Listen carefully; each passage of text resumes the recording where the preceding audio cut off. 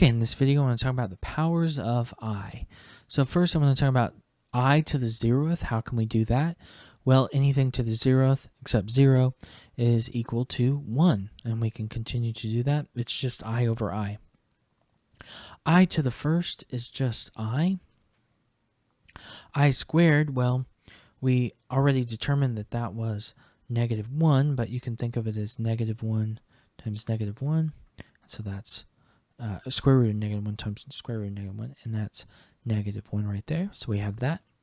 Well, what would I cubed be? Well, that's I squared times I, and I squared is -1 times I, so it's equal to -I.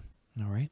I to the 4th would be I squared times I squared, and that's -1 times -1, and that's 1. All right. So what did we determine? We determined that I to the 0th is 1, I to the 1st is I squared is -1, and I to the 3rd is -I, and I to the 4th is 1. Now, this is not how I learned it, but I claim that if you just learn those, then you will be able to learn or figure out as many powers as you possibly could be asked. And so I want to show you an example of that. So let's figure out I to the 67th. Now, my big technique is to look for the 4s. Okay, that's what I say to do. Look for the 4s. Why do I say that? Because I to the 4th is 1, and that's really easy to deal with.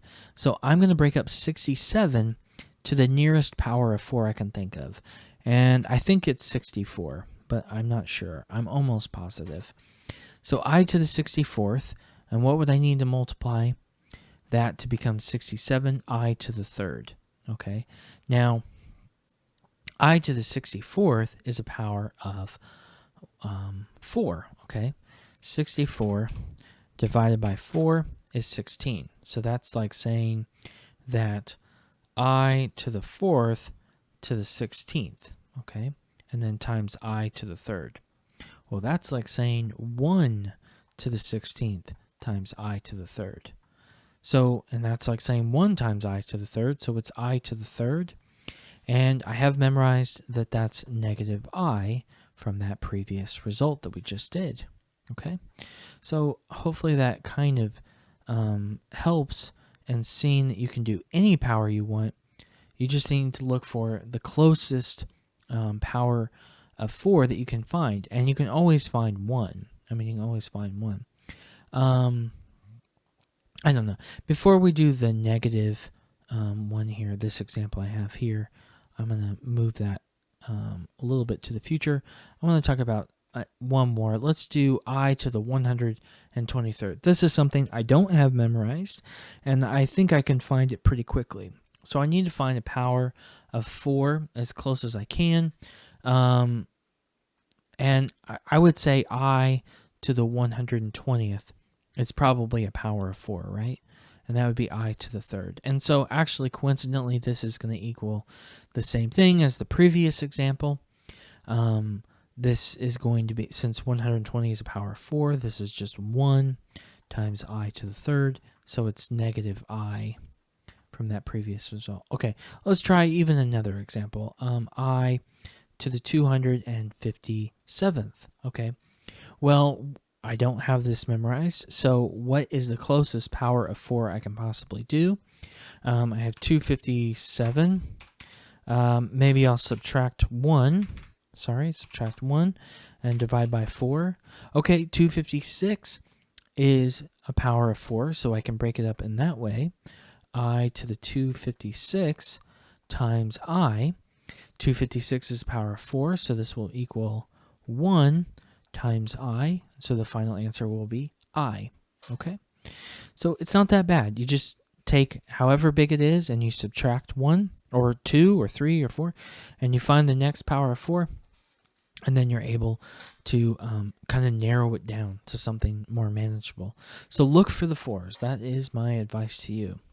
All right, let's talk about negative exponents. I to the negative 20th.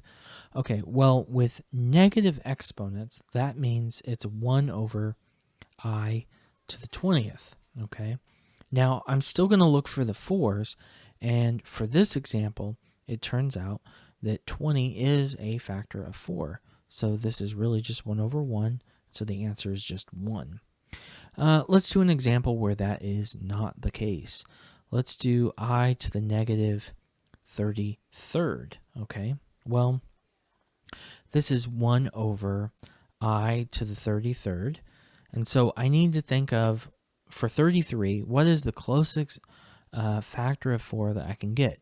Well, 33 minus 1 is 32. Is that a factor of 4? Yeah. So I can say that 1 over I to the 32nd, that's a factor of 4, times 1 over I. Okay. Now, what can we say about this? So 1 over to the 32nd is just going to be 1 over 1, and that's going to be times 1 over I.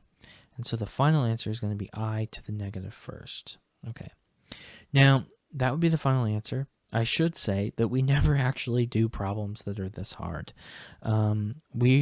The answers to our questions in our course will always be either 1, -1, I, or negative I. You have 4 choices. It's the perfect multiple choice problem. So that is the only answer we're going to do. But sometimes students want to see examples of negative exponents because they're confused and they want to see how it works, and this is how it works. In your future courses, if you take something like pre-calculus, you will start seeing things with negative exponents that have answers different than what we're talking about.